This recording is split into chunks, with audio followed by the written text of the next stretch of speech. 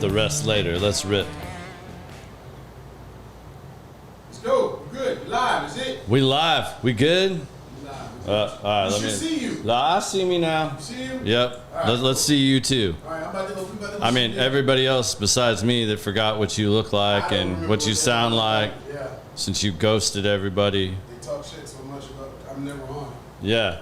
Everybody that talks shit about Biz not being on, guess what? Tonight's your lucky night. Yeah, because nobody else likes us. Nobody likes us. It's just us. We get to sit here and rap. It's just us. Damn. Bruh, is it my birthday? Bro. Is this?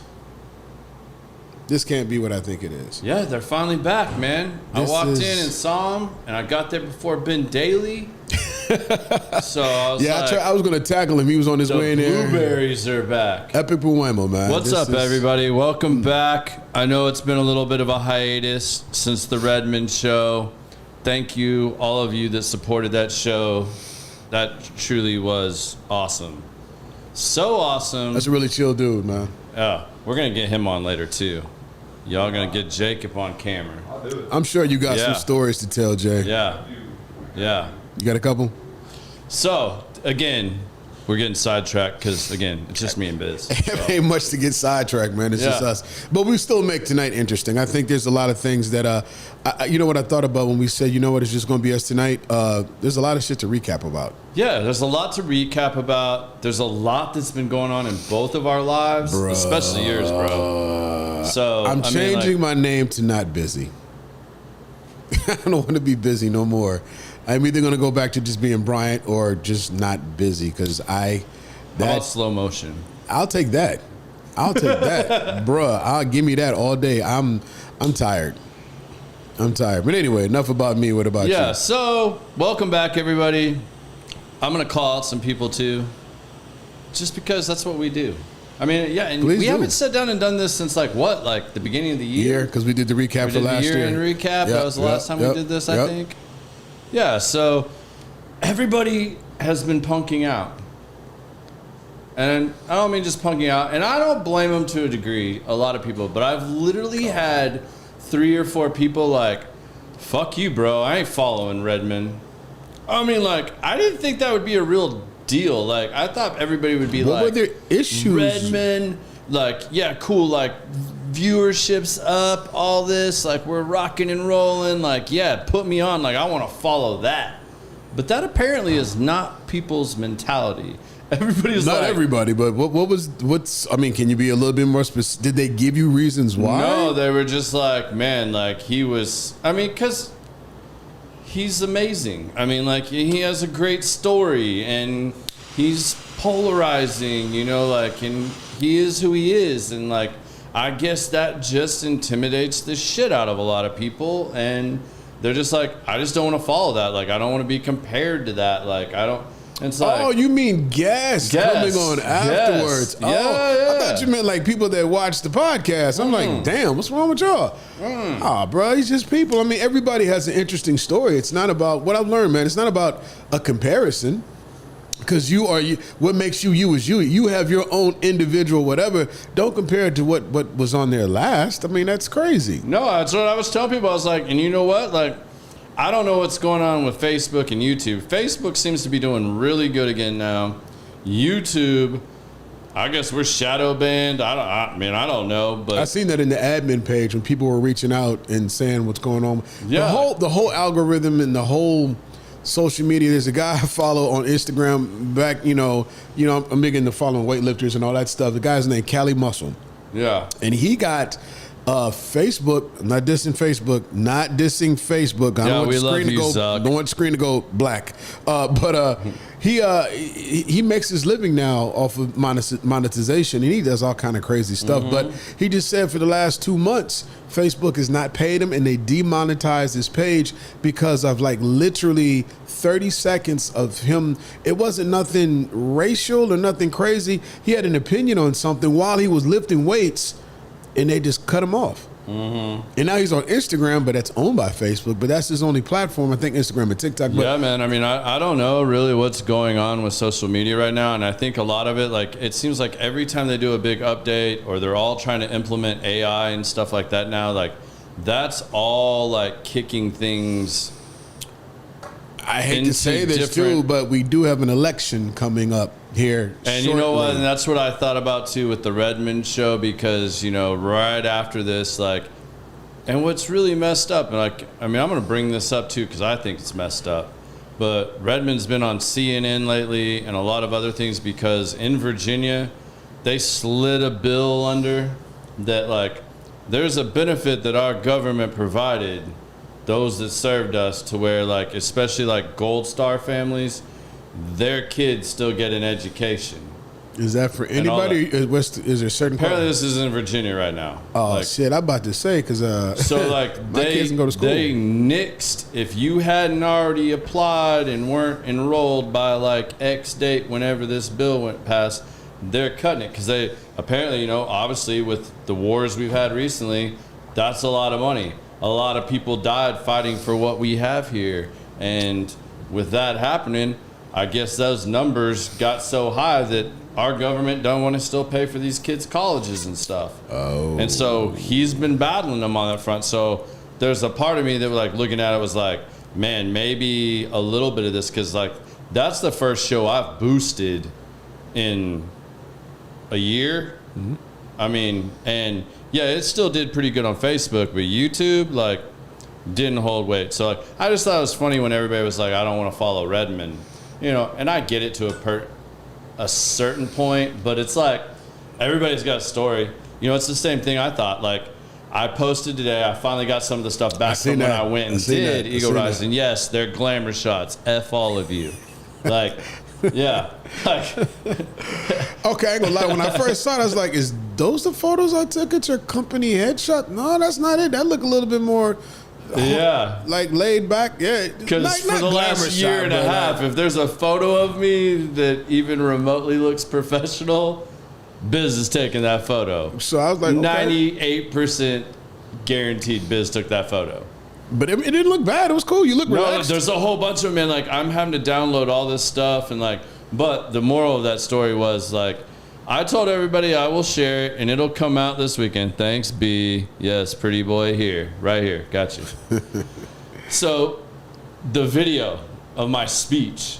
Now that's what I want to see. Like, so, like, that all got downloaded today. I've got it. I'm gonna put it out this weekend so you guys can all hear this. Like, but I'm gonna admit, and this is a humble brag, it wasn't as bad as I thought it was. You're your own worst critic. Like, yeah, for sure, you're your own worst critic. But, like, what I felt like on stage giving that performance, as it was a performance, you know, like, trying to do that, I sit back and I still was looking at all the little things that I learned in that time frame.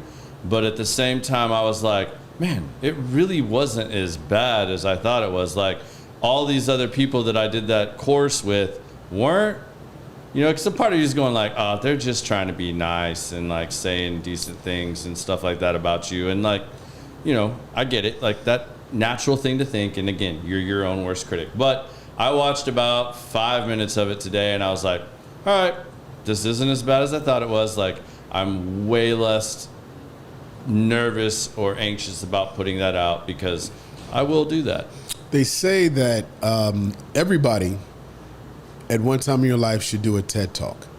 I have a cousin. She's in corporate business back home in Omaha, and she just gave her first TED Talk. I don't know if it was an actual TED Talk. TEDx probably. Yeah, that's what it was. And I don't even know what the subject was. I'm gonna ask her husband, who's my best friend, whatever, for the video. She did it a while ago, but it's like, I'm like, damn, Cassandra did a TED Talk, like whatever. But they just said it's a great experience that everybody can tell a story.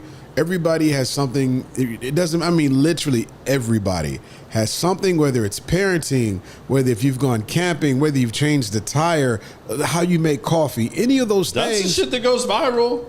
Yes. Like, but you can actually do it. It's just a part of, I say one thing, if anybody reads the one of my favorite books, it's called How to Win Friends and Influence People. Yeah, Dale Carnegie. That you read that, and I mean, these books were written back in the 20s. I know you've been busy for the last like 3 weeks. You know, I made an Instagram post about that book because I just reread it for like the third time. I didn't, man. I literally just I've posted this like a week so ago. disconnected with everything, but I just think that moving here to Dallas, and I just had a conversation with somebody in the lounge that this is one of the best networking places I've ever been, and we talked about that before. But it is like when I went back to Omaha, and I just noticed the segregated mindset. And I'm not trying to diss home, but it is true. It's like, let me ask you a question. I used to always just, it's Omaha. Omaha sucks.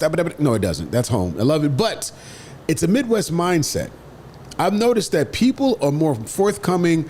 Like I've been to the West Coast. I lived on the East Coast. Now I live down south, and it seems that the people just are different versus when I'm going to Kansas City, Chicago, not so much, but just that Midwest thing. People are kind of closed off and more to themselves. Here, everybody will say hello. How you doing? How you doing? Good day. Hold the door for you. Different things like that. I go home. It doesn't happen.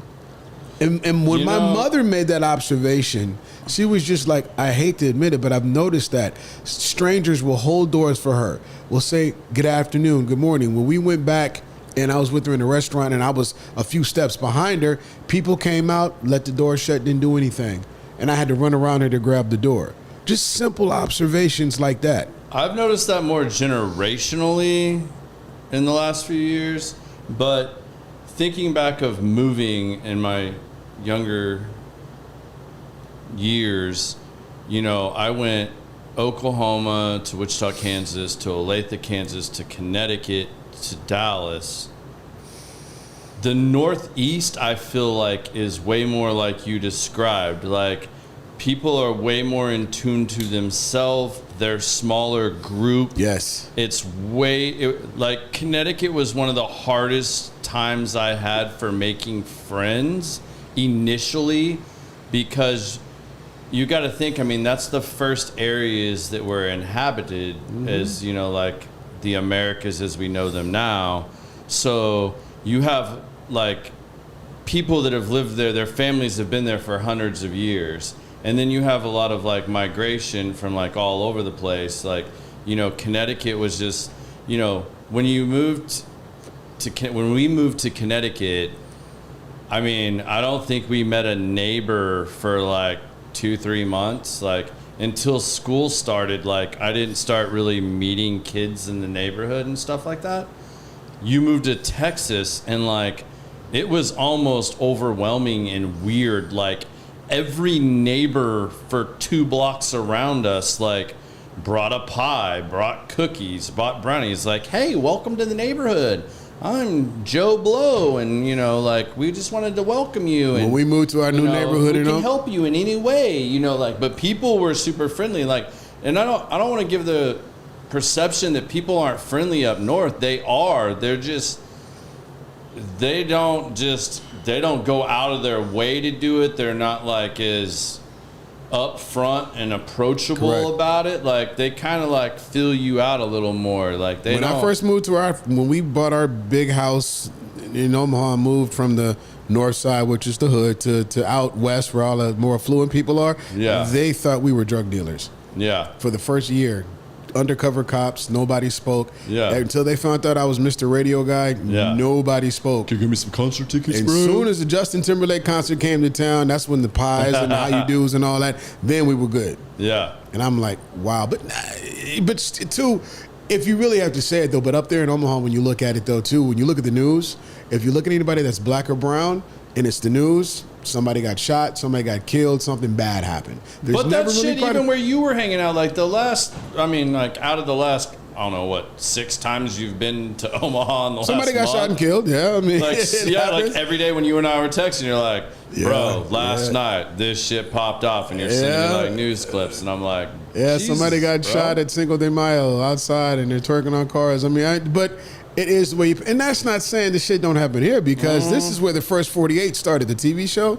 I mean, Dallas is rough and everything like that, but I mean, just that's anywhere you go. Yeah. So don't let me say that. I'm just saying it's a general kind of notification as you look at the world. But I think things now, after COVID, and if you notice major events happen, like New York, they say it's rude, it's crazy. Me and my wife used to go to New York all the time.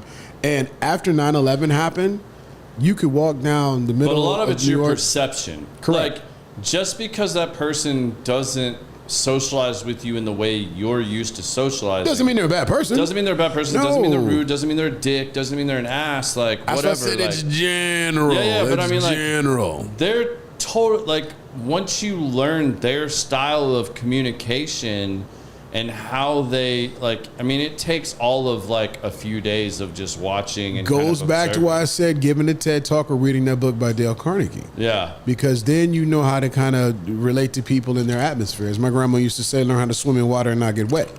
You can actually do it. And it's just people. So when you host a podcast, when you do a podcast, it's like the military. When you got in the military, we had people from every walk of life, from everywhere, and you guys had to synergize in order to be one. When you bring people on here to talk, you've had people from backgrounds that are totally polar opposite of everything, and everybody vibed.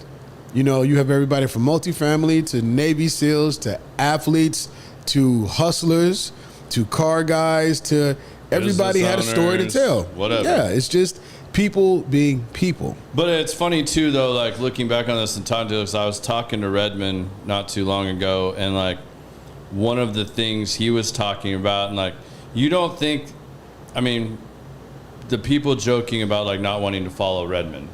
All right, I get that too. But like, you're talking about somebody, and like, and I'm not gonna say he gets nervous, but like, you know what he's a little, I'll say, overwhelmed with at the moment is he's doing some kind of speaking competition.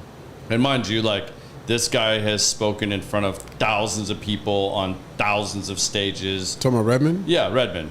And like, he's getting ready to do some kind of competition. He has to fine tune his speech, his message into a 1 minute thing for this competition. 1 minute. You have 1 minute to give the most impactful speech, statement. The elevator pitch, as they say. I mean, basically, but I mean, like, this is like high level, like, speakers like him that are all competing, and they've got to condense. I mean, Redmond could give you a 30-minute speech, a 45-minute speech, an hour speech. Like, he's got all these different things like blocked out that he, you know, does depending on the engagement and the crowd that he's speaking to. But now he's got to take the best of all that and come up with something to try to win this competition that he really wants to win. And like, it's like telling a pastor, take that sermon, make it 1 minute. Make it 1 minute. Wow. I mean, like, so I mean, like, it doesn't matter who you are. You're nervous or you're excited or you're working to be better at XYZ. Like, it doesn't matter whether you're really experienced or not. There's still challenges. There's still things to work towards. So, I mean, I found that interesting that, you know, he was like that. But, like, I mean, recapping that show a little bit, I mean, like, what was, like, really impactful to you? Like, what sticks out to you that you were like, man, that was... It's more of him. Not anything he said is more of him. It's I mean, he got blew up.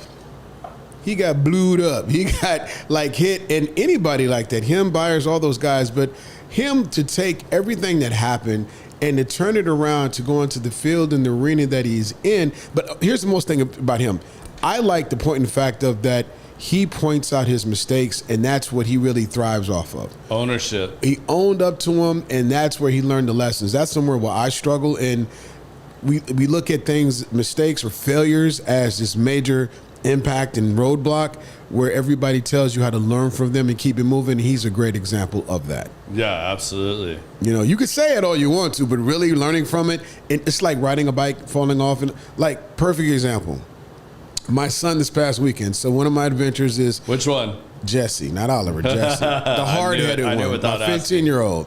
So here's somebody learning from a mistake and then having to just brush it off and keep it moving. This dumbass almost died. Can't swim. Can't swim. Nothing. Loves the water, but can't swim. So I'm sitting there playing cards with some aunts and cousins, and I look over, and we had a pool party. And I'm looking, I said, who's that kid on the diving board? That looks like my son. I looked at my wife. He can't swim, right? He didn't learn how to swim between here and Oklahoma, did he? I'm looking at him. He's the guy that found all his new cousins and he's whatever. I'm like, okay. He's jumping. Boom. Hits the water. I'm like, all right, see how this happens. Doesn't come back up. So I start to stand up. And I'm looking. Then all of a sudden I see these guys splashing around. So I'm looking at the lifeguard like, you see my kid drowning, right? You gonna jump in? Doesn't move. So my son-in-law, who's a lifeguard, he jumps in, pulls him up, hoists him out. They put all the water out of him, and he sits up and whatever. And then he just kind of looks around embarrassed, brushes it off, goes to the shallow side where the water slide in, and just starts sliding. So my mom is like, go over there, check on your salmon. And I'm like, he just learned the lesson.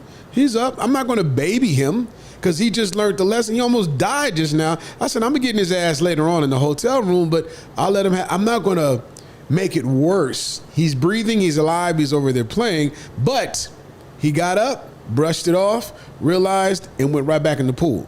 Bro. Not the deep end where his ass almost drowned. So now check this out. I said, okay, I told you I've already had him drug tested because the stupid shit he does, I'm like, you've got to be on something. He's already been drug tested, and I'm about to do it again because that was dumb. But he said, I had to give him credit because he had a plan.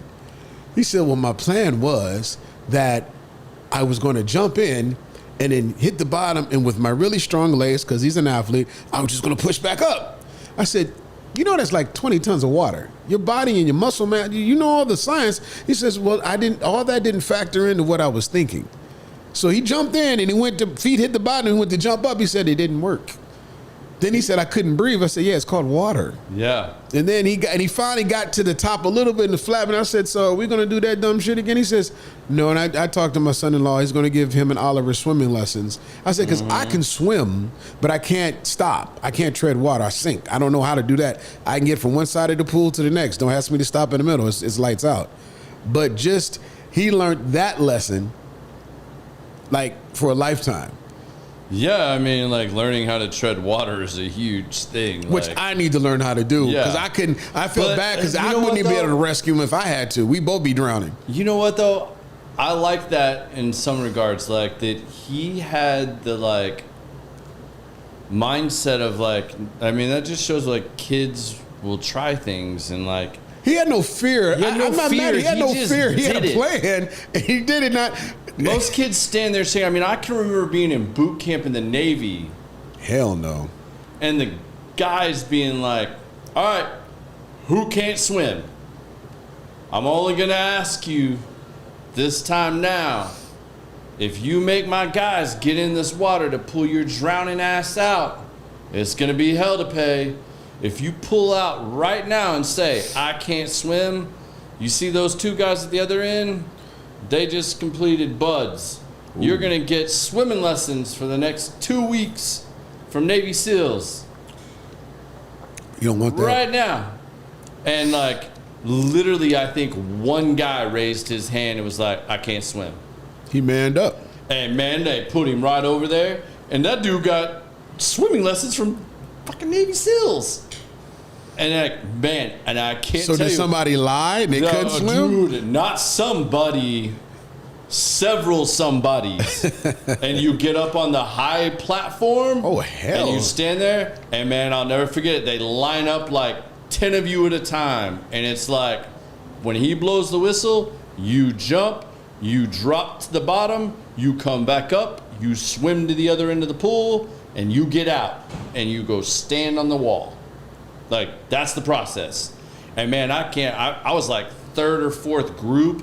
And man, even watching the first two groups, you guys up there, just knees like, I mean, I don't know how they're still standing. And I was like, he can't swim. He can't swim. He can't swim. He can't swim. And sure as shit, whistle blew, and these dudes, you see them, and they hit the water, sank like rocks. And I'm like, and here come the dive team. They already Getting knew. them. They already knew. And they let him sit on the side. Yo, they can tell they've watched this 100 times, bro. But like, out of the, I don't know, let's say 60 guys in my little platoon group, I'm guaranteeing you 20 people didn't know how to swim, and only one guy raised his hand. The other 19 jumped their asses off. Even further groups after the first group did it, and see what it did. And they get them over there. They get the water out of them, and then they make them do push-ups and jumping jacks and sit-ups till they were puking. And it's just like, two things about that. What are you doing? Pride will get you killed, which I told my son. Yeah. Pride will get you. I said, I'm not even going to call you stupid anymore. I called him stupid twice, but then after that, it was pride will get you killed. Number two, why would you join the Navy if you can't swim?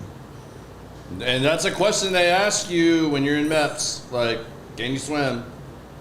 Like, it's the Navy. You're on a give you boat. Lessons too. You're on a boat in water. It may sink. Something may happen. You may have to do something. If you can't swim, there's 3-4 other branches that you can go to that really ain't. I went to a land-based branch. I can't swim. So I went to the Army where I ain't got to worry about that. We hit some sand, some something, whatever. I ain't got water. We got y'all. We call y'all. It's the water over here. Y'all come on. But that's just, but like you said, it's generational, and generational is becoming more, even though my oldest is 34, so it's kind of a little bit more on the common sense side. But this new batch, man, I don't know what is going. I have no clue. And it's Jesse's wild, bro. And the thing is, it's not him. Everybody that I speak with that has a teenager, their kids are exactly the same. I kept thinking it was just me. No, their kids are. I mean, I can even look at my nephew when he was learning to swim. Like, you watch little kids taking swimming lessons. They get to the diving board, man, and their knees are shaking and buckling, and they don't really want to jump. They can't do it. So for him to be like 14 and doesn't know how to swim, and he got up there and was like, no buckling. I got it figured out. I mean, it reminds me of watching the guys on the crotch rockets that set their cruise control going 100 miles an hour, and then they jump off the back and they hold on to it and they steer with their feet, and then they pull themselves back on the bike. I'm like, where did your brain, the first time, where did your brain go like, all right, 100 miles an hour, and it's going to pull me enough that I'm hydroplaning, I'm not going to hit any rocks, bumps, lose control, and even once I get off, I'm going to be able to get back on the bike. Like, where, I want to know the logic behind that of like, where does your brain say like, I think I can do this and not die? Because somebody else completed it. Because I can do that too. But when you know, like, that's a little different though than the swimming thing. Like, he knew he couldn't swim. Like, he knew, like, I can't swim. And yet he still said, I think I can still figure this out. Like, I love the effort and the like trying. He no fear, wasn't no knees shaking, no nothing. Fear. I thought he was going out for the 2024 team myself. He walked up there like he even did a little shimmy and hit it back. Like, I mean, he jumped off that board like he'd been doing it. So I'm thinking that they've been going to the neighborhood pool and learned how to swim and didn't tell dad. Yeah. The way he walked up there and did it like no nothing. I was like, damn. I was jealous until 30 seconds later when he was flopping around like a fish, crying for his life. Then I was like, okay, never mind. Your wife's looking at you like, you're gonna get him, right? No, she's just like, shit, I hope he gets, I hope he make it. Cause she's so done with him. He's gotten on her nerves so bad. She's like, I hope he make it. When your wife asks you, is this insurance paid up? I like, babe, get up. Come on, we have to go get the boy. You just can't let him drown. We're not bad parents, but it's just when they do so much. But going back to your bike analogy, I used to ride crotch rockets and all that. My only ignorance, I kept trying to do wheelies on mine. And I ended up destroying the front forks, getting this thing up, and I realized that, you know what? I'm not made to do that. I never had no desire to jump off the bike and do all that other crazy stuff. Like the guy standing on the gas tank. Where did you all of a sudden go, I have enough? That. I mean, I think they call that doing the Jesus where they stand up and they drive it like that. My brain is analytical as I can be. Like, where did your brain say, like, I saw this dude do it, and it was like out on the wild in the open? Like, it's not like where I guarantee you, it's not like where Rob Dyrdek has the Fun Factory and like they go practice these moves into foam cardboard pits. Boxes and foam. Yeah, like you just decided, like, all right, I think I can hop up on my gas tank going 80 miles an hour on a crotch rocket, and I can stand up here and do the Jesus and get back down. Now that's keep balance and not wreck and die. That's not generational. That's just being young. Because I guarantee you that guy wasn't 40 or 50 years old. That's natural selection, but geez. Because now some people say, "Oh, you're not a daredevil. You got to live life. You got to do these crazy, like jumping out of a plane, or what's that thing with the skydiving wingsuit, or I mean, even like I just seen a video last night where some people went ziplining and the girl was ziplining. He's like, "Yo, this is fly," and then her friend went by and she was all the way passed out. Did she spit on that thing? Out. No, she was just she was unconscious and passed her ziplining, and she's just like, "This sport isn't made for everybody." You know, like me, I wouldn't get on that slingshot thing. You see the slingshot videos, whenever I'm horrified of heights. I love to fly, but fourth ring of a ladder, I'm getting weak. But like slingshot, why would you catapult your body in the air at 150 miles an hour and come back down and do it for a half hour and then be cool with it? Like, you just got to know where you are and where you're not. I don't know if it's just the human nature to want to just be, you know, daredevilish or whatever. I mean, because, sometimes I drive on the tollway a little bit over 100 miles an hour, you know, and stuff, and that's dangerous. You know, that's but like thrill thinking seeking. about that, like Redmond and I got in that conversation about jumping out of a plane, since you brought up jumping on a plane. Sarah's done it like, I don't know, twice. And you've always done it? made fun of me. I've never done it. Do you want to? There was a part of me that wanted to for a while. Why? But why? This will answer the whole conversation. Why? Is it because of Sarah? Is it curiosity? No, this goes before that. Like when I joined the Navy because I wanted to try out for SEALs. Okay. Like back then, and I was like, these halo jumps look fucking insane. Like my problem was I always felt like with the heart disease in the family and my dad having a heart attack, dying young, I was like... But you just said you wanted to do it because it looked cool as shit. Because it'd be cool. Because it'd be cool. And I think it would be an amazing experience. But then my mind kicks in and goes like, man, you're going to have a heart attack and die before you hit the ground.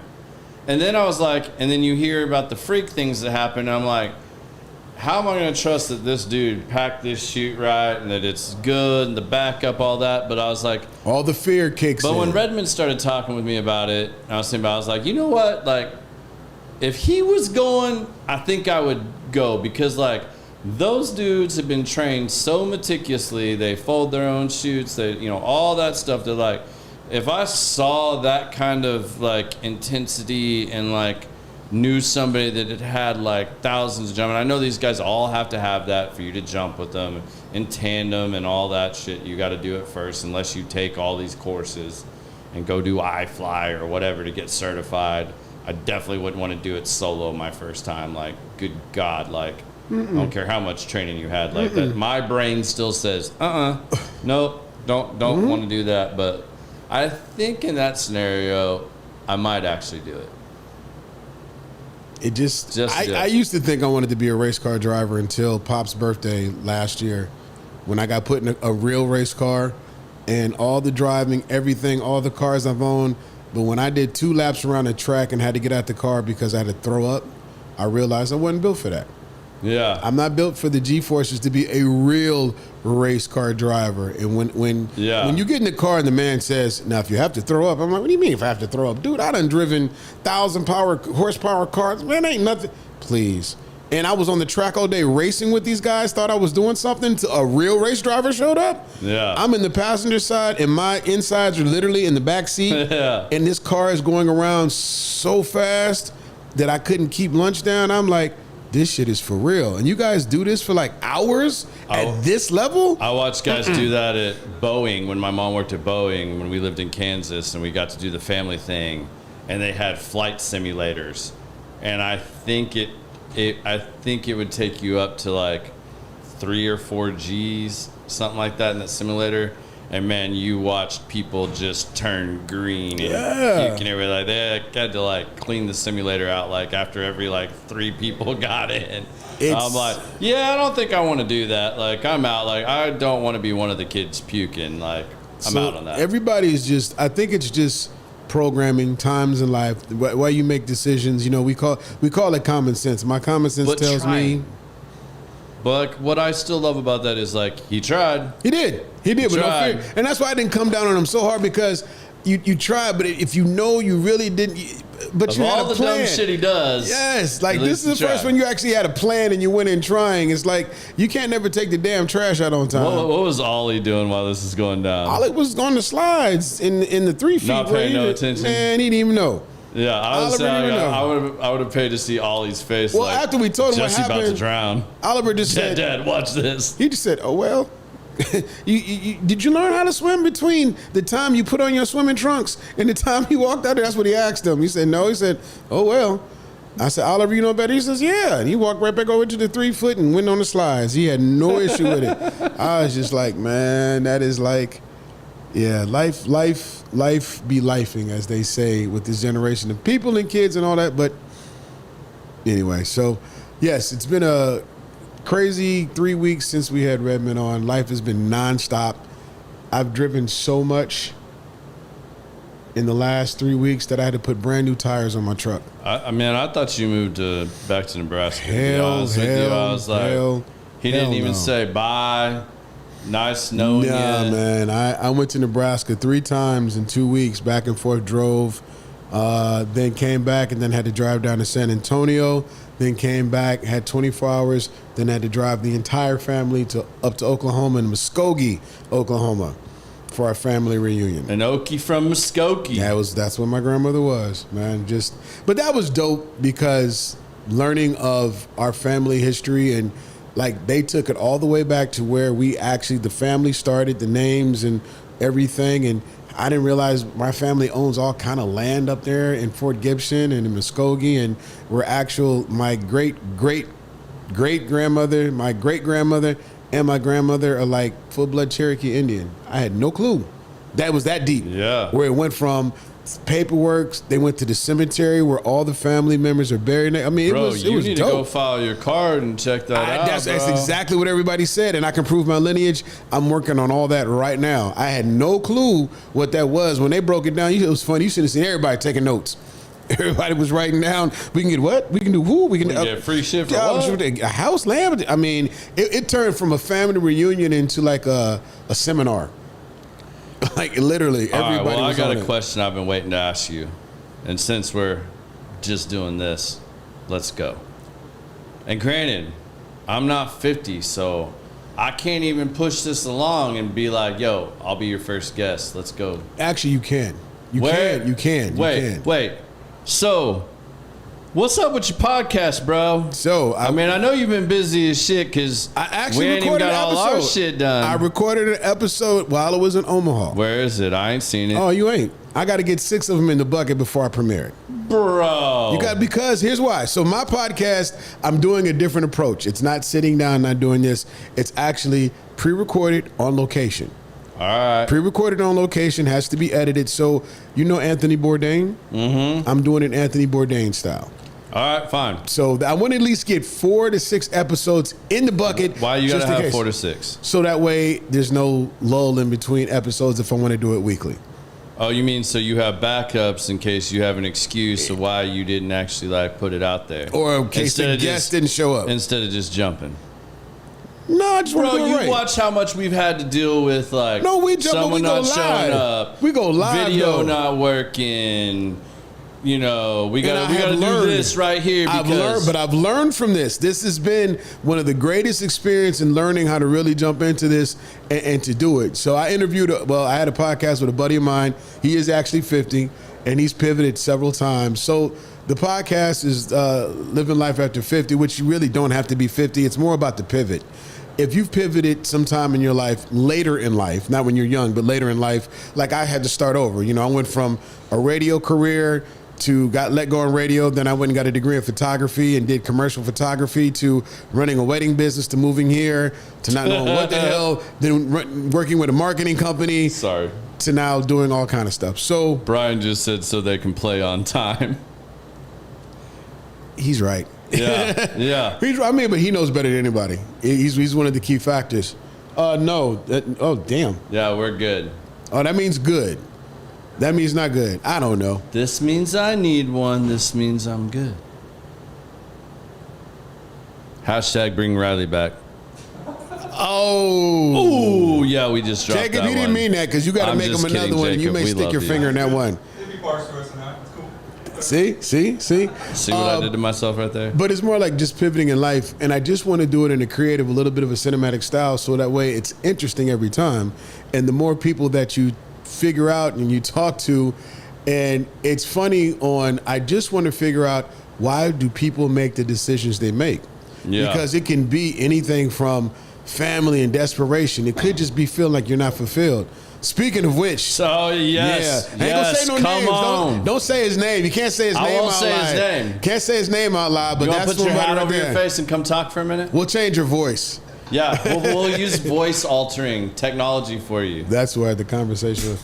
That would have been golden, you guys. Sorry, you if that individual that's peeked in the door could have came on, but he has to keep his identity a secret. He has to be secret. And Biz would owe me a steak dinner if he did come on. Oh, bruh, you can get Wagyu. I'd have to go ahead and skip this month's mortgage payment. You know, it's funny we're talking about this. One of my buddies I'm going to be hanging out with tomorrow that I'm super looking forward to. You guys might have remembered him from an earlier show. Josh Strasberger, Jesus and Jiu-Jitsu, my dude. You'll take your brother with you? Gave me a great gift the other week. He got me an Extreme Ownership book signed by Leif Babin and Jocko, which is like one of my favorite books and probably the book I've gifted the most.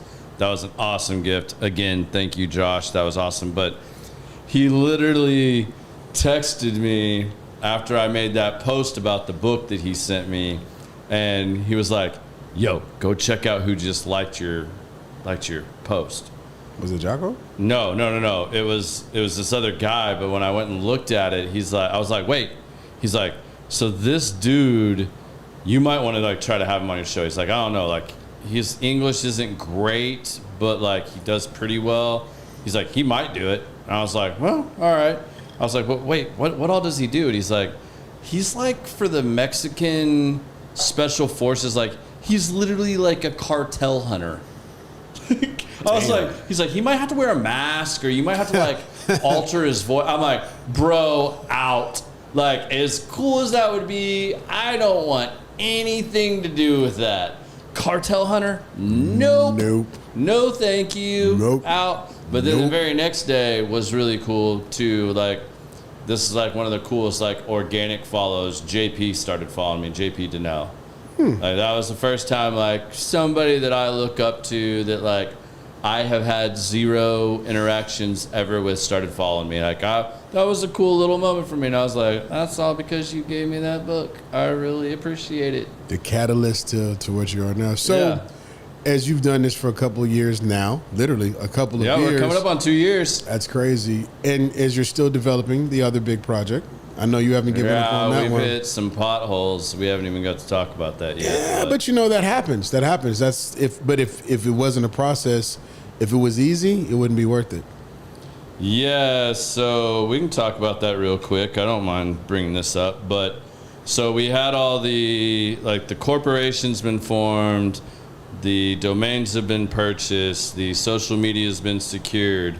The logos and artwork has been designed. Dope too. I have the place pretty much of where we're going to do this and everything. So what the hell is the pothole? Because that sounds like the checklist is pretty nice. So we sent the artwork to the trademarking attorney to get trademarked so that we can like officially roll it out.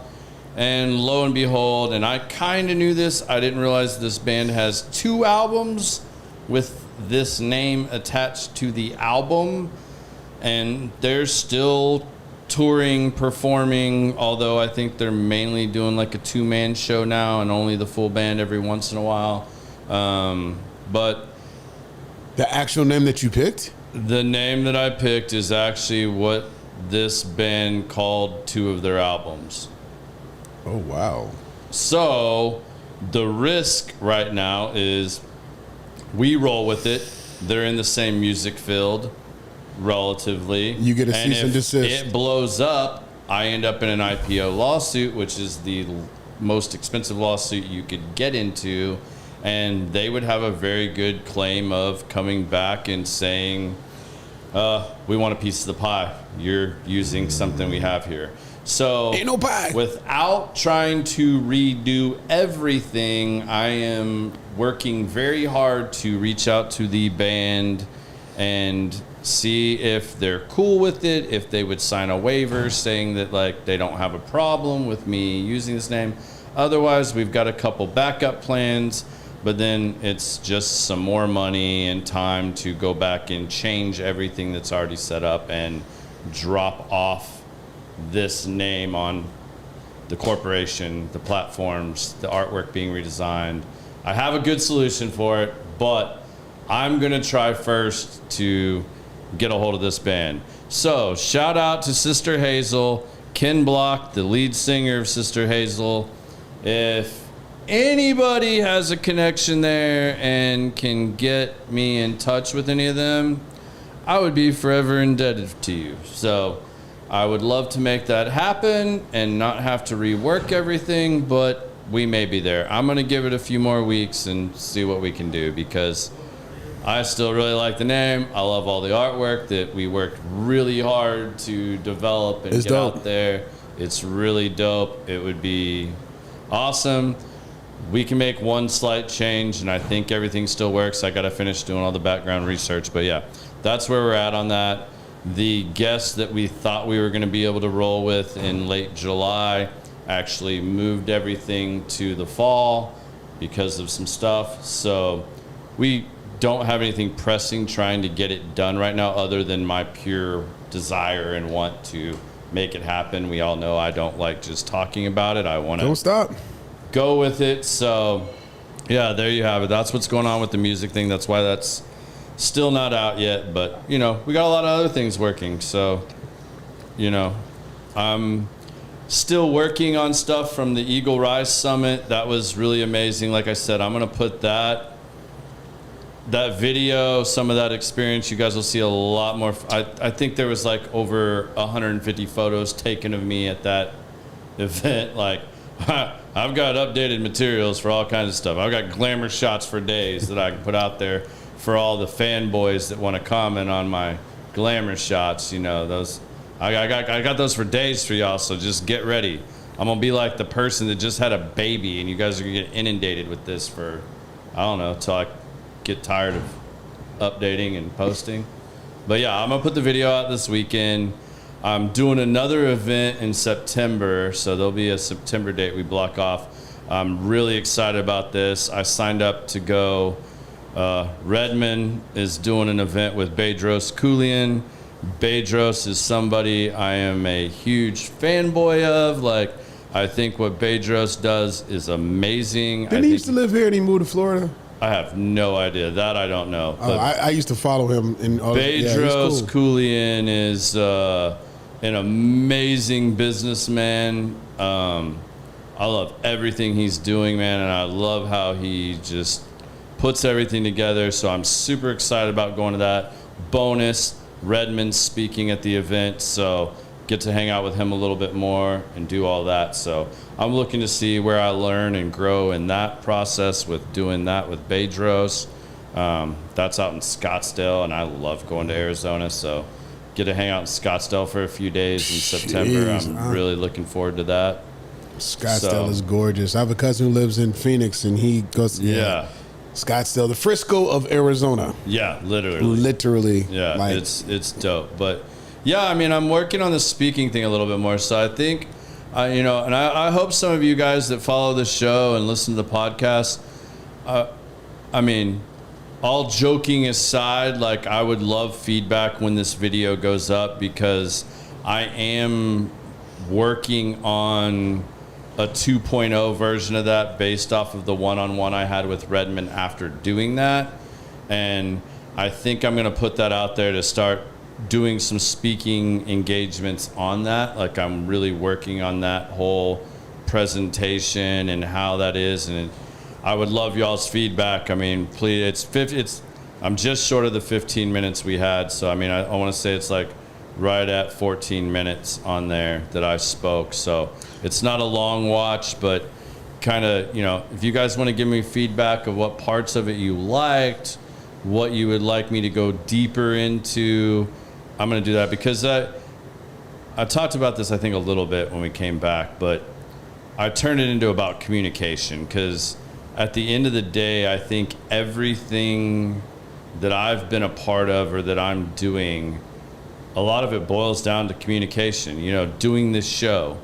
Your job. My job in sales is communication. I mean, how well my project managers perform and everything, 90% of it comes down to communication. Talk about that. Communication real quick. Do you think this has destroyed the art of communication? Absolutely. And I talk about that. It's so funny you brought that up. Like that's one of the first things I start off with talking about because, and I mean like, and you know, this is a hard thing too when you start looking at stuff like this because we can all sit here and feel like we're not that good at it. But you know what? Reality, when I really think about it, like, yeah, I may not be the greatest all the time communicating with my wife or expressing myself with her or, you know, being as good of a listener as I preach about, you know, like we all have our areas, even in something that we're really good at, that we still struggle with or that we have to work harder at because we're not as good at it in that scenario. You know, but you look have to at when I realize first started that, the podcast. Like, I go back listening to those early podcasts. It's painful. Like, yeah. You know, the filler stuff, like, it drives me absolutely insane. But you know what? Like, doing that process and sticking with it, like, I've become so much better at this. Like, I can see the difference. You know, even with the guest interviews and the questions. Do you think mankind can survive if the internet, as far as texting and all that stuff, was to disappear for a day? Do you think, how you think that would shift people if they couldn't be, or if you can only use your phone to call people, you can't text, you can't scroll, you can't do anything for one day? What do you think that would do? I think anybody born after 1989 would really struggle. And I talk about that a little bit, that, I mean, with the cell phone, you know, communication has been the backbone of civilizations since man existed. We have more technology, more rapid access, more instant contact than any society in the history of man that we know of. Like, that's a fact. So how is it that people communicated so much better prior to all this technology? Everybody's gotten so wrapped up in this damn phone that, I mean, and I'm guilty of this at times too. There's a couple things I've learned and that I'm implementing now even, and I'll give examples of in a second. But people forget that with a text message or an email, there is no tone. So if you're not a great writer and or cognizant of this, you're not taking into account, because you can't hear the other person's voice or tone of, you know, if let's just say you had to send a difficult email or a difficult text message, and maybe the other person is waiting on that. Like, something has happened, probably not good, and you got to have a hard conversation. Well, so many people want to just send that short little message and kind of like dodge having the difficult conversation or having it face to face or really engaging in it, that they just send that message. Well, guess what? What if you were already like waiting on that, and you had a bad feeling about it, and you took what I said negatively? Maybe my intention wasn't negatively, but you didn't hear my tone. Maybe I was very blunt and direct and just put that out there, and then you took what I said the wrong way. Now this whole situation escalates and blows up, and you're really not like getting a chance to like communicate and hear each other and go back and forth. You're trying to do this easy bullshit way out of texting or sending the email and hiding behind that phone or that computer. That's not good for building rapport, relationship, and communicating. You need to, like, so Kenny Mitchell, shout out to you, bro. Operation Yellow Tape, kick ass. You guys check it out if you don't know about it, especially if you are law enforcement, firefighter, paramedic, any of that. Like, he's got an awesome thing going. It took me by surprise at first once we started really going back and forth, because Kenny and I talk a lot and message each other, he started sending me voice texts. Like I'd get like a series of like voice texts where it's just like, like I'm opening up my phone and like, all right, I'm listening to Kenny talk. Like I was kind of like, this is cool. Like I get to hear my friend's voice. I mean, he lives in Virginia. I don't get to see Kenny often. And, it's cool to hear his voice. But I was like, this is so much better because in a voice text, you can hear tone. Mm-hmm. You get to hear the person's voice. With that, it's just like a mother with her child. Like a child doesn't forget their mother's voice. Mm-mm. Like that's important in communication and going back and forth and building rapport in a relationship. Like you have to communicate and find icebreakers. And so people are so afraid of having or starting conversations, or they, the big thing that you hear a lot of people say is put yourself in a room that you're uncomfortable in. Mm-hmm. All right, cool. Agree with that. But like, are you going to do that and then act like the kid at his first 7th grade dance and stand on the wall waiting for the girl to come talk to you or ask you to dance? Like, that doesn't work either. You can put yourself in that room, but do you know how to break ice? Like, when you're in that room and the guy you want to mentor you or the guy that you want to learn from or that you just want to build a relationship with is sitting there and you have the opportunity, do you know how to break the ice? Do you know how to, like, have that conversation? Like, those are important skills that I think are getting lost. I think we should have more, phone. Like, I would love to see communication gatherings. Just on that. People call them mixers, people call it networking, but even that doesn't work to me all the way. It does and it doesn't. For those that don't know how to do it, they're just in the room, but you'll see wallflowers in networking situations. Yeah. You'll see wallflowers and mixers and all that, to where there should almost be, I don't even want to say a class to monetize it, but there should be a networking event on how to network. I mean, absolutely. Like that's just a different scenario of the same thing we're talking about. Like, do you know how many mixers and apartment association events that I go to, or business exchange or a trade show, and you watch people sit there and act like it's just going to come to them, or ambulance chasers, or there's even people that just don't know how to start a conversation. They're not comfortable doing it. It's just like dating. But they'll text their ass off. They can text all day. You're afraid the girl's going to say no. What's the worst thing? They're going to say no. Or you're at a networking event. If you go and introduce yourself to the person you're wanting to do business with or have a conversation with to start that process, what's the worst thing they're going to say to you? Maybe they just talk to you for a minute and kind of blow you off. Like, okay, well, maybe you didn't click. Maybe you met the person and then you realize, like, this has happened a handful of times with sales guys, in different positions I've had too, where I meet someone and I'm like, I thought this was a client I really wanted to pursue, and I'm like stepping back and looking at it, I'm like, man, I'm really into music and these things, and this guy's a country bumpkin and he just wants to hunt and fish and like lives in the country, and we don't have a lot in common. But my other sales guy over here, that's him to a T. These guys would get along great. So maybe that's now an opportunity for me to make an introduction there. Find the better fit. But don't be so scared just to like start a conversation. I mean, again, what's the worst thing you're going to do is say, sorry, nice to meet you.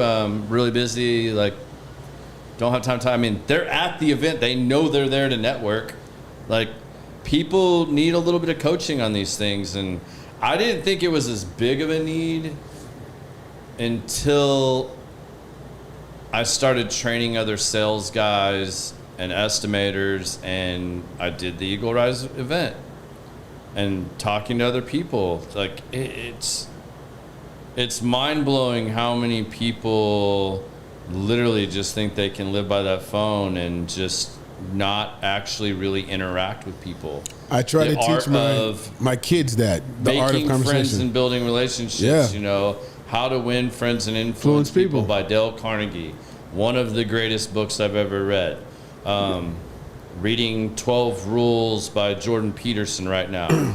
That's a much harder read, not as easy. It gets really big words that I spend half the night looking up on my phone. Well, I said I teach my kids that now because I tell my son that when you start to get acceptance letters, when you have people starting to look at you, even my 10-year-old, like you have to be able to have a conversation with recruiters. You have to be able to have conversations if you ever get interviewed. You have to be able to do more than it was good. It was fun. I'm okay. Like you have to start actually being able to communicate because number one, you want people to still communicate with you and come back. Number two, nobody's really not going to know your intent or who you are unless you can actually communicate and speak up.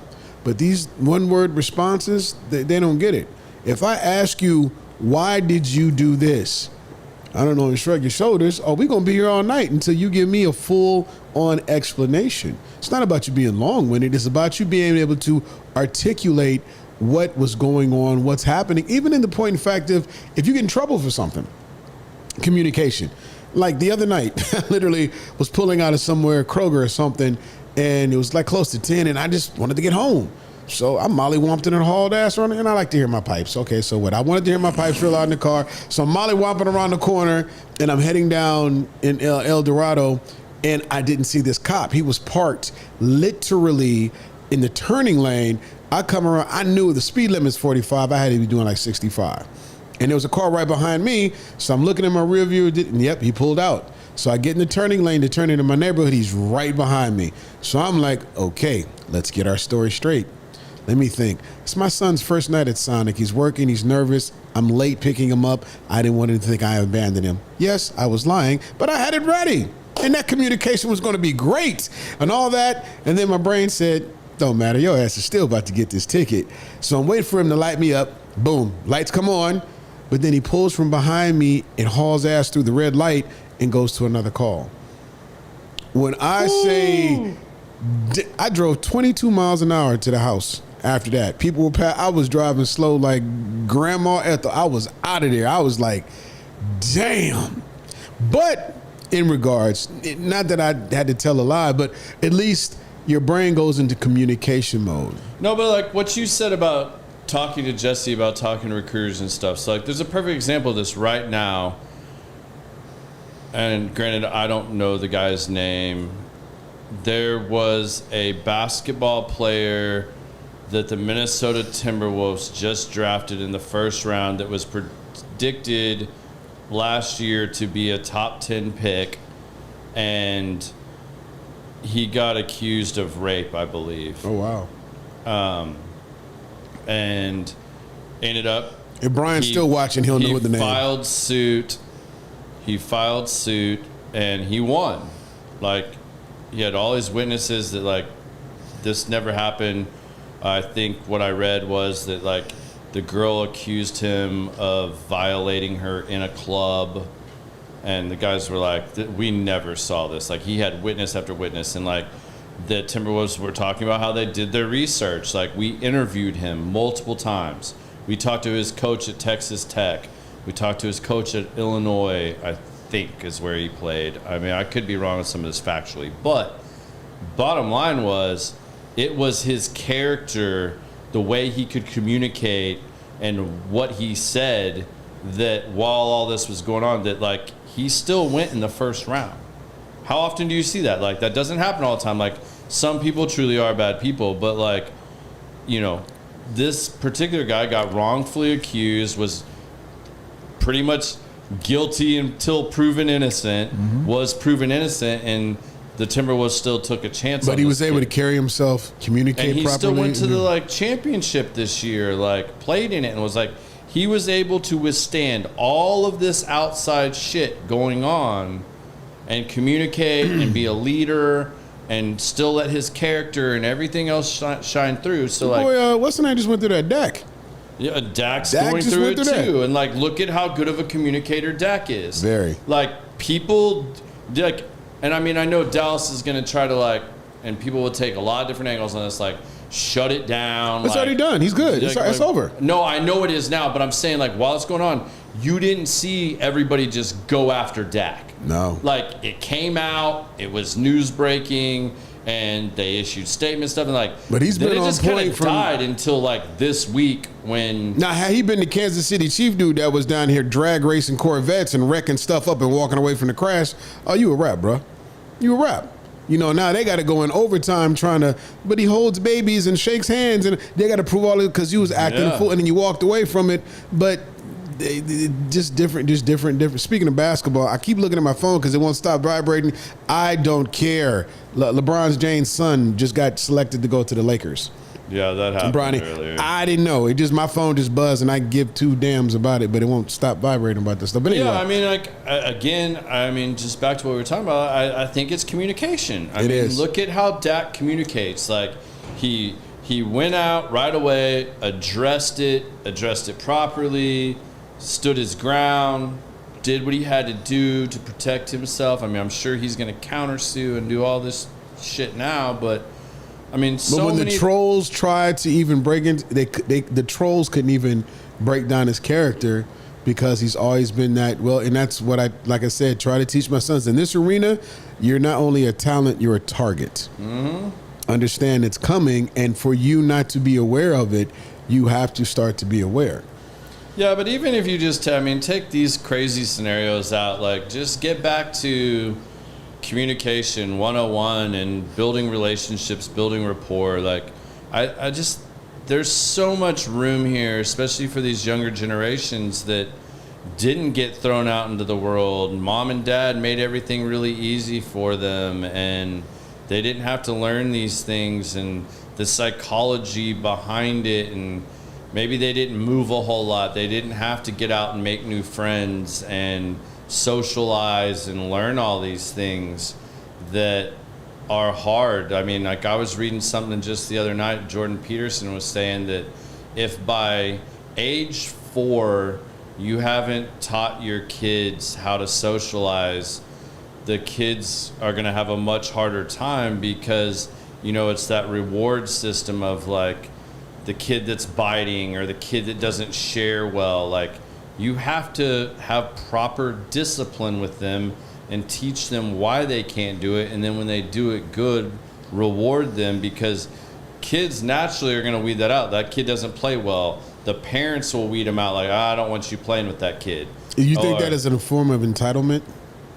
No, I think it's a form of, like, just how you were raised and, like, how you were taught to communicate and how your parents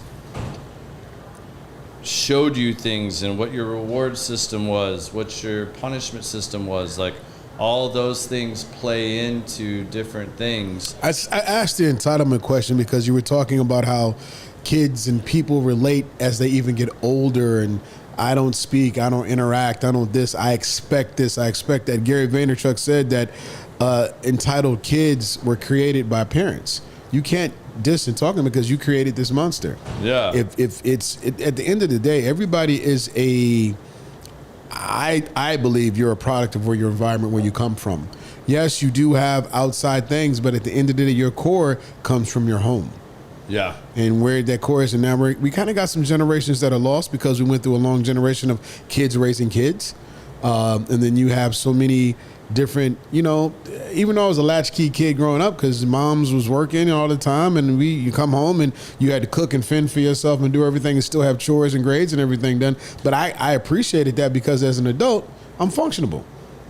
I have an uncle. I love my uncle to death, man, but this man is 78 years old, doesn't know how to cook. Yeah, but he can warm food up, but he can't cook. What about when you were a kid? Did you ever get bullied? Yeah, not like in the sense of one guy always picking on you. I always got picked on for being a little chubby kid that looked like Gary Coleman, and we had one bully, but then I'd start fighting and it was over with. I can't unsee this now. Yeah, it happened. They used to call me Arnold. Funny. All that, but all right, that's picked on, but not bullied by one certain person like you see in the movies. No. Yeah, and I hate using the word bully because it's like hazing versus bullying, and like right, hazing is more talking smack to dozens. But I mean, like, whatever, did you ever have somebody that like picked on you? Yeah, we did have one cat. Yeah, that, like, caused you problems, and you'd go home and you were like all bent out of shape because like now the other kids don't want to hang out with you or they're making fun of you too. How was that addressed in your household? My grandmother said, "Solve it." She said, if the next time he does whatever, if you don't, whatever he does to you, she said, you start nothing, but you always finish it. So if kind of like your skateboard, literally like your skateboard, the next time if you don't stand up, I don't want to hear about it. You have to take that. And she said, I'm telling you how to solve your problem. Didn't let you avoid it though. No. Right. But a lot of these parents today, and for these other generations that we're talking about, like, they were taught to avoid it and like, oh, well, just, do your own thing. Participate. Go over there. Nah. You didn't teach them how to get past that, like, because that's going to happen in life. People suck. Yeah. Lots of people suck. Like, it's... And you don't know how to handle a stressful situation because that's going to be life. Yeah, and a period. kid doesn't learn how to deal with those social abnormalities and abnormalities, and they don't learn how to deal with conflict and stuff like that. Well, then that's when you get, unfortunately, when that child I'm not trying to be dramatic, but then that's when you get the child and we had it happen before we moved. We had a kid that had that happen and he took a gun to school. Now you're getting into these issues of where they're only solving it the only way they can think of it, to where my grandmother didn't abandon me. We talked about it. She said, this is how you do it. And if you take all these steps, and when you can't run out of, you've done everything in your power to solve it, then as a parent, I got it. But there's so many things like that too. Like, yeah, those are extreme examples. But like, what about the kid that just like isn't very involved in things and just sits and plays video games and all their communications behind a screen, and they never learn how to build real relationships in person, and then they get thrown into the business world? How does that person then learn how to communicate and build relationships? They may learn then. They may learn then. There's a lot of that, They may learn it. It may be a late of coming around, but they'll have to learn then, or they'll have to get another job. I mean, you're never too old to learn, but it's just going to be a lot harder for you. How many people put them out? Like, this takes me back to another good thing that I learned, and shout out to Jill Bunny and Kristen. But Jill Bunny said when I was at the Eagle Rise thing, and I've talked about this before, what do you guys, she asked us, what are you feeling right now knowing that tomorrow you have to go give this 15-minute speech? Like, what are you feeling? Everybody was real quiet for a minute, and one person finally said, I feel nervous. Anxious. She's like, and then someone said anxious, and someone said stressed. And then, like, she said, okay, think about this. You're not feeling nervous. You're feeling excited. Tell yourself you're feeling excited, because nervous and excited are the same feeling. Essentially, when you tell your brain that, like, it's the same feeling. You can be really excited and you get all amped up and you're sweaty, ready to go, nervous, sweaty, you're in your head, tell yourself you're excited. It changes the mind frame. Like, when people put themselves out there and try to learn something new, like something 9 out of 10 people are afraid of, speaking in public, speaking on a stage. I mean, that's the whole reason I went and did this. Like, I didn't know what I was throwing myself into, really.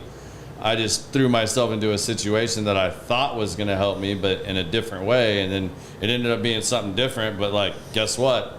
Opened up new doors, taught me a shit ton, and got to go down that road. And now I'm looking at all these other things, like public speaking, doing some of these things, talking about communication. I mean, think of what a performer goes through, like Janet Jackson, Justin Timberlake. I say Janet Jackson because not only do you have to sing your songs and know them, you're doing 10,000 dance steps. Usher, all these guys, they're dancing practice routines for an hour and a half the whole time, remembering every step and performing and doing all these things. But after doing it so many times that it just becomes muscle memory. But you don't think that person is not nervous every single night they're going onto that stage to perform? Absolutely. In front of everybody. But They're imagine excited. what it takes. Exactly. What does it take to overcome that, to turn it into that energy? But another key thing you brought up there is, like, how many times have they... Thanks, Brian. Yeah, we love having Biz in front of the camera. It's always good. And hopefully we get that other camera set up, and then you're going to see this all the time. We'll buy a Polaroid. Yes. But back to that, in the same note, how do I want to say this? If you look at, this is the mistake I made that caused me to go down the path that led me to doing the Eagle Rise Summit. I thought because of my ability and how long I'd been doing this show, sales, talking to people, that when I had 2 minutes to talk about my company and to promote us in front of all of my clients, peers, vendors, all this stuff, that I could just wing it. I legit did not. I've worked for this company at that point for 16 years. I can talk for 2 minutes about Element Enterprises, right? It's what I do for a living. I don't need to prepare for this. And I went up there and spoke for 30 seconds. And, that's when you're the most nervous. Like, doing this, yeah, I know some of you watching this, but, a lot of you, maybe I've never met you in my life. You're choosing to listen to me or watch me. This doesn't come into play. But now put me in front of my colleagues, my peers, my clients, and I got to get up there. They know if I'm full of shit. They can call me out on my shit. And if I'm up there talking a bunch of shit, they're going to know. At least I'm thinking they're going to know in my head. Or if I say something if I said, my PMs are the best communicators in the business. Well, if that's not fucking true, then they're looking at me like, that guy's lying. That Element sucks. Or we had this bad experience. And I'm like, that's the stuff you start thinking now when you go up on a stage, you're at a podium, the light's on you, and you're in front of all those people. So, bad move. I should have had something prepared. Even if it was bullet points to go through while I was talking. I don't recommend reading a script, but I should have been more prepared. You're talking about Janet Jackson, Justin Bieber, how much practice do they put into that? That even though they still get excited and they're, amped up to do this, they're just not out there winging it. They've practiced for years. Yes. So you're going to go do something and you want to be like somebody that's doing something that they've become an expert in, but you're not going to put forth the same effort to put that on. I guarantee I was the only one that didn't rehearse my speech, at least in front of a mirror. I didn't even do that. I didn't write a single thing down. I just, in my head, was okay, I'll tell a joke. I'll talk about the great things about Element. And yeah, that won't take 2 minutes. That'll be easy. But then I started watching the others going before me, and they got videos talking about the company. It's essentially a commercial for the company, and it's badass. And we have nothing. There's a blank screen that says Element Enterprise with our logo on it, and I got to talk the whole 2 minutes. Now everything starts magnifying and multiplying and snowballing on me. And again, I think I was on stage for 30 seconds. So, but after all learning that and learning what did that prepare you for the next time? How do you feel now? It didn't. That's why I went and took Redmond's course. Because I was like, if these guys can do motivational speaking and all this, then shit, doing a 2-minute talk in front of people just pitching my company should be real easy. I'll get over this. I'll give us fear. Well, they just kept leveling that up to where I had to give a 15-minute TED talk. Oh shit, what am I going to talk about for 15 minutes? What am I an expert in? I can't talk about construction.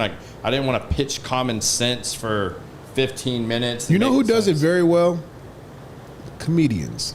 Comedians are great, but the story, punchline, all this stuff, you can take notes of that, but that whole story is a joke because they call them jokes. But where wow. Okay, so you watch a bunch of comedy, and you decide that's the approach you're going to take. Who teaches you how comedians do what they do?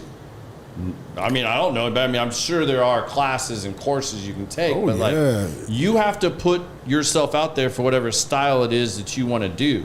You want to be kind of funny? All right, go take some improv classes. I'll probably do it. I mean, like that's something else I think would be cool. I think that would be dope. I think it'd be hard. I think improvisational classes would just help you in life, just period. Just, I mean, I bring up the comedian thing, like hecklers, how they deal with hecklers, but just think about it. Take that improv and a heckler to a conversation, and you got a loudmouth. Or if you got somebody that's always negative and whatever, always trying to, piss on your parade as you're telling a story to a group of people. If you're at a mixer or a networking and you got to captivate it, and you got that one negative guy that teaches you how to pivot or how to handle that guy in an improvisational form or anything like that, to where you keep the momentum and you don't let him take over or train wreck what you're doing. All right, I'll give you an example. And I'll throw this out there. This will be a bonus. If 5 people, Brian Freeze not included, send me a DM or comment on here that they want to see this video, I will put up what I think is the embarrassing video from the Eagle Rise Summit. What are you looking to get out of that, though? Feedback? No, I think it'll teach people something, and it's a great little task or training thing to do. And so I joked about this on a post and said, this is one of the things we did on day 1. Jason had 50 words on a piece of paper, and mind you, there were 11 or 12 of us doing this. You had to pick a number between 1 and 50, and you got up in front of the room, and you got 1 pass. So you pick a number between 1 and 50 that hasn't been picked yet, and he gives you a word. And if you say pass, the next number you give him, you have to go with that. Now, everybody else in the audience has a dry erase board, and my word was garden. So everybody else gets to pick something that has to do with garden or gardening, and they write that word on there. I have to formulate a story that I'm going to tell in my head, and I have a minute and a half to incorporate as many of those words as I can in my story. You get to read them and see them? Yeah, like I'm standing in front of here, and everybody out there is holding up a board with a sign. So you're just making it as kind of like Kaiser Sose, whatever that movie was. Yeah, so like mine's really bad because I really didn't stick to my story, because you get so caught up in trying to just throw that word into a sentence or while you're speaking, and you get caught up in that.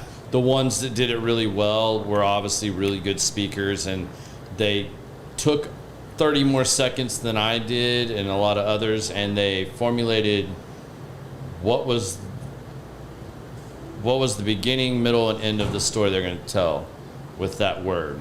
Wow. Like, I could have said, like, I'm going to give you a class on gardening and tips to make your gardening experience more plentiful, better, and how to deal with the problems that come up with gardening. And then I could have stuck with that, and I could have like kept going with that if I'd have taken that time to think about that, and then I could have incorporated all those words. This is how you grow Septiva, and this is an indica. Yeah. And sorry, some of y'all would know what that was. I'm just joking. Just joking. So now let me clarify, is that a challenge then? So you're saying 5 people comment. If 5 people comment, I'll put the video up and you can see, and it's something you could practice at home. And I feel like that's kind of like improvising. Like, it's going to help you think of how to tell a story, think on your feet. Like, you could give it's almost like playing charades. The whole movie, The Usual Suspects, was literally a guy telling a 2-hour movie using improv, looking at all the elements in the room. Yeah, so you're kind of doing that. So I think it's a really good practice. I would love to do it again. It's a fun setting. And trust me, your friends and the other people or your classmates are going to try and mess you up. They're going to try to put the most difficult word they can out there because they also want to win, because they want to get more words into their story than you did. They're going to put hard things up. They're going to make it challenging. Or they're going to put something that's really messed up that there's no way. There's going to be some double entendre, some innuendo. It may be fun, man. There that they're going to be like. Maybe we do a common sense mixer and we kind of do this not live, maybe we pre-recorded, but what if we just got a bunch of people together, found a spot, did a mixer, do that, and kind of you incorporated a little bit of that. That'd be fun. I'm down. We can hash that out. We can hash that out and do some fun. So I mean, I'm down to do that. Like that would be cool. But I'm just saying, like, I'll put the video out there. 5 people say they want to see it, other than Brian Freeze.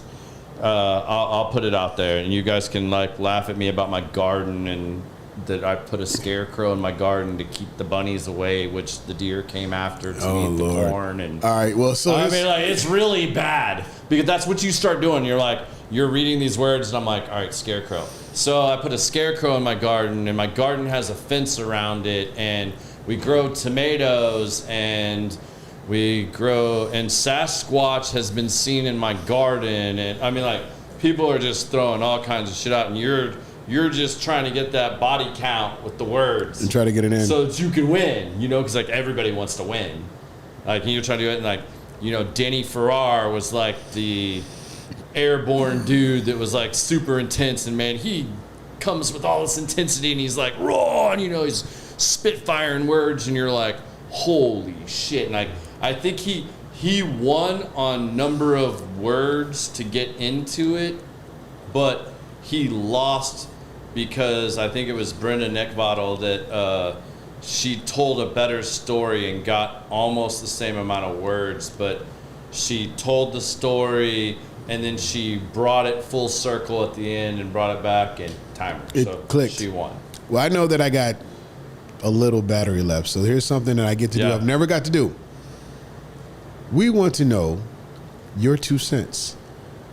Something that the show is called Common Sense. We've done that before. We've never done your 2 cents. Oh, come on. I feel like we totally have done this before. You've given your opinion on everything, but give me 2 cents on something. Hold up. Let me think. What can you give me 2 cents on? Oh, shit, I don't know, because you're giving your 2 cents on everything, but you have 2 cents on something that we haven't spoken. You know what? I got it. Give me your 2 cents of actually doing something you set your mind to and carrying through with it. Because you're doing it right now. How do you do it? No different than you getting my ass about my podcast and getting it. How would you say, looking at everything you've accomplished, give me just a short, quick elevator pitch, 2 cents on actually putting your mind to something and doing it. No roadblocks, no nothing. This podcast and the one that you're putting together is a testament of it. So what would you, if somebody said, yo, man, I would love to do what you did, and you know how you got here, but he says, yo, man, I don't know if I can do it. What would be your 2 cents on doing something that you really set your mind to? And you've done a few things, even at work, with this, all that. What would you tell somebody that you met in the elevator and they just wanted an opinion on, how can I do how you did it? See, y'all, it ain't that easy. I've done it before, but ha! No, I don't want to ramble on this. And we give you 1 minute, just like what Redmond did. There's so many things that go into this. So I'm going to use this and the other podcast that will come out as my example for this. First of all, I struggled for a long time trying to figure out what makes me happy and what do I feel like is my purpose. And touché. What am I, and you read all these books and you do all these things. So like, and then I go like, what am I an expert at? All right. Those are really hard questions, and it takes a lot of self-reflection and digging deep to answer those. And you're still not going to answer them 100%. And you're still going to find faults to tell yourself you're not an expert, or you're not this and that, or you can't do this, or these are the reasons why. Hang on to those ideas, thoughts, or dreams, whatever you want to call them, and always be moving forward.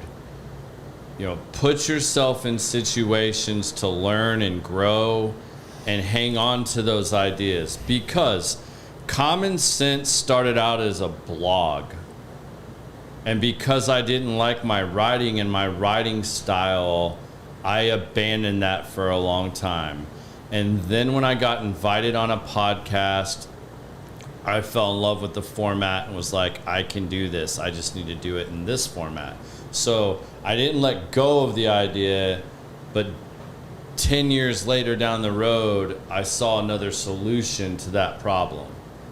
Because Common Sense Construction, the blog, I didn't feel like was good in a blog format. But me bringing on multifamily guests and now being 10 years later, 16 years later of having more experience, I can have those conversations with people in my industry and do it. But you never gave up. Same thing with the music thing. I thought I wanted to own my own audiophile acoustic music venue. And that still is like a goal, like down the road. But that seems so big and insurmountable because to build a place like that, especially today with what's in DFW, you're talking millions of dollars. So how do you go from having this idea, this dream, to having your own place eventually? Well, then I was like, podcast, right?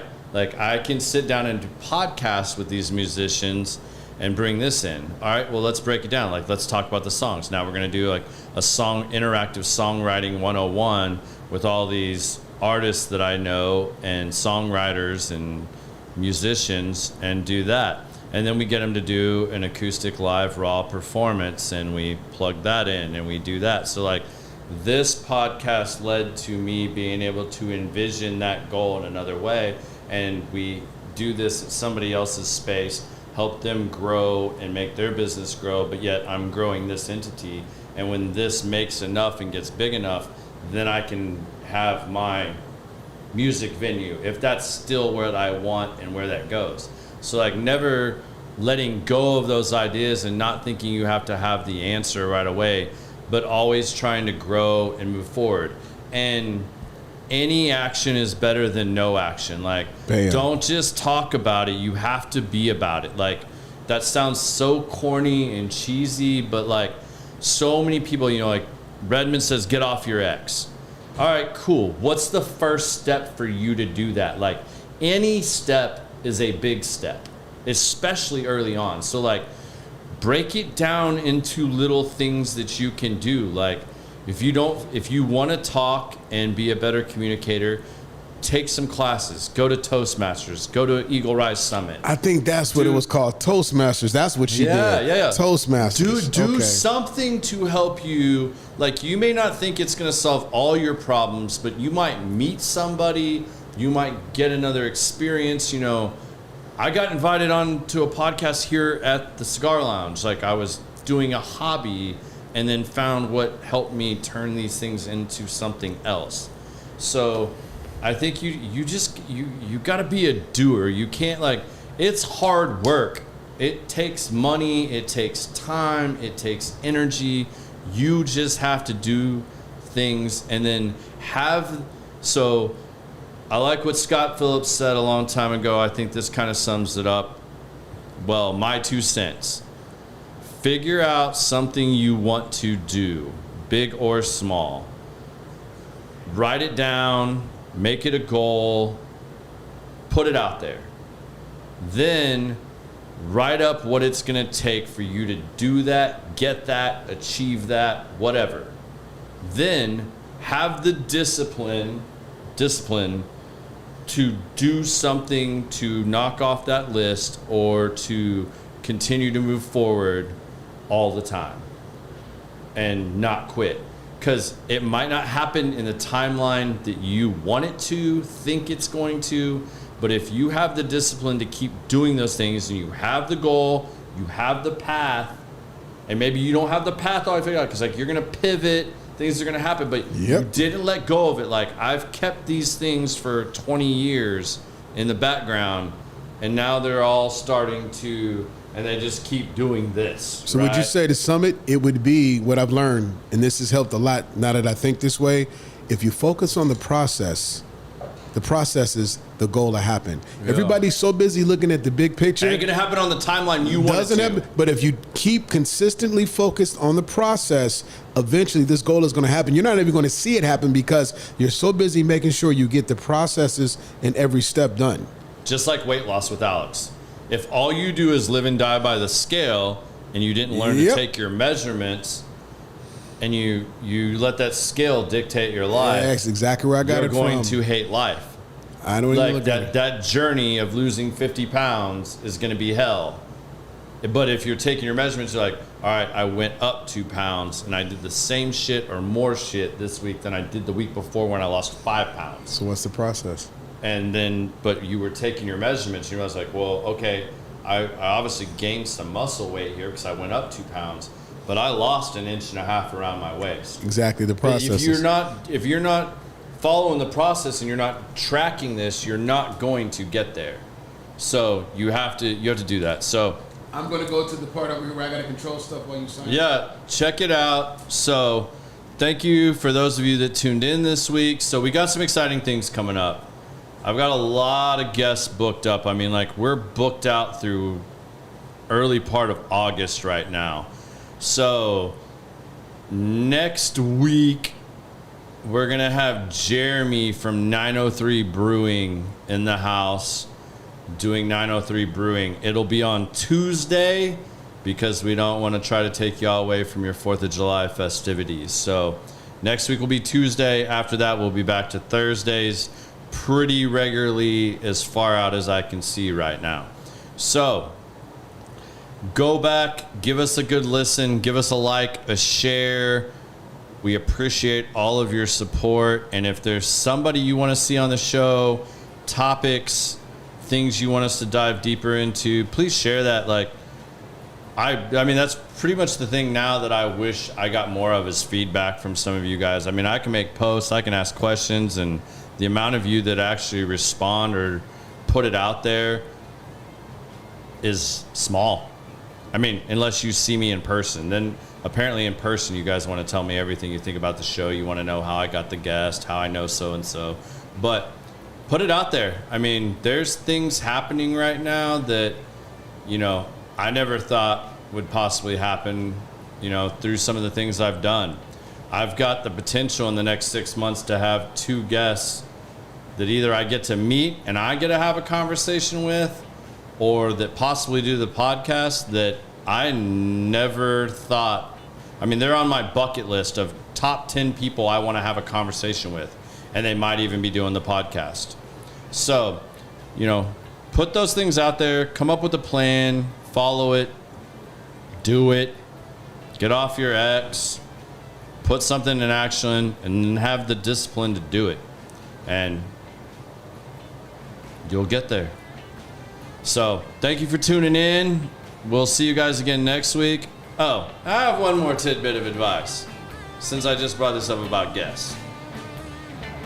The person that was supposed to be here this week has literally asked me to be on this show since day one.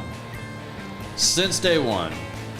And I felt bad, and although I didn't see a whole lot of value in it at this point in the show, I was going to be a man of my word and honor bringing him on the show. I let him pick his date to be on the show. He called 2 days before and said, well, I have another event. Can we move the show? No, I'm not moving the show for you. Like, you get to pick your date. If you make a commitment, do it. Don't do that to a podcaster or somebody you're trying to network with. You know, people suck sometimes, but, you know, if you're going to do that and you're going to pick something out, like, follow through, be committed to your word. And I get it. Things come up, things happen, but that was a controllable thing. So just putting that out there for anybody that wants to podcast or wants guests out there, you know, be a man of your word. And peace. We'll see you next time.